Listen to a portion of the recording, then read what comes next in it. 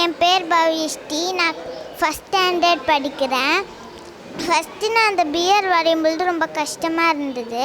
அதுக்கப்புறம் அந்த பியர் பாட்டாக வரையும்பொழுது ரொம்ப ஈஸியாக இருந்தது. அதனால் நான் அதை பாட்டாக வரைஞ்சி அதுக்கு நான் ஃபுல்லாகவே வரைஞ்சேன். ஃபுல்லாக வரைஞ்சதுக்கப்புறம் எனக்கு கலர் கொடுத்ததுக்கப்புறம் ரொம்ப அழகாக இருந்தது. ஆல் பேசல்ஸில் செகண்டரி கலரில் கொடுத்தேன். அப்புறம் அதுக்கு அவுட்லைன்லாம் கொடுத்ததுக்கப்புறம் பார்க்க ரொம்ப அழகாக இருந்தது.